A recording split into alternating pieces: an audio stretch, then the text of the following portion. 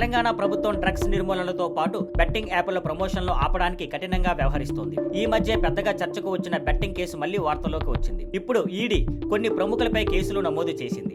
ఇప్పటికే పోలీసులు కొన్ని సినీ ప్రముఖులపై ఎఫ్ఐఆర్లు పెట్టగా ఇప్పుడు ఈడీ కూడా కేసులు పెట్టింది. కేసు వచ్చిన సినీ ప్రముఖులు మంచు లక్ష్మి ప్రసన్న, రానా దగ్గుబాటి, నిధి అగర్వాల్, విజయ్ దేవరకొండ, ప్రకాష్ రాజ్, అనన్య నాగెల్ల, శ్రీముఖి, శ్యామల, వర్షిణి సౌందరరాజన్, సిరి హనుమంతు, వసంతి కృష్ణన్, శోభా శెట్టి, అమృత చౌదరి, నయని పవని, నేహా పఠాన్, పండు, పద్మావతి, ఇమ్రాన్ ఖాన్, విష్ణుప్రియ, హర్షసాయి, భయ్యా సన్నీ యాదవ్, టేస్టీ తేజ, రీతూ చౌదరి, బండారు సుప్రీత, మొత్తం 29 మంది ప్రముఖులు, యూట్యూబర్లు, సోషల్ మీడియా ఇన్ఫ్లుయెన్సర్లు ఈ జాబితాలో ఉన్నారు. ఇప్పటికే నమోదైన ఎఫ్ఐఆర్ల ఆధారంగా ఈడీ ఇప్పుడు విచారణను ప్రారంభించబోతుంది. ఛార్జ్ చేసిన సెక్షన్లు BNS 318/4, 112 రీడ్ విత్ 49 సెక్షన్లు, Telangana gaming act 3/A, 4 IT act 2000 మరియు 2008లోని 66D సెక్షన్ల ప్రకారం కేసులు పెట్టారు.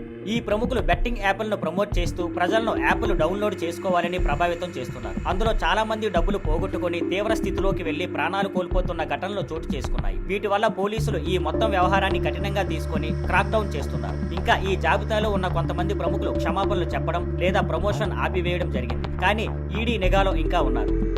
Thank you for watching. Please like, share and subscribe.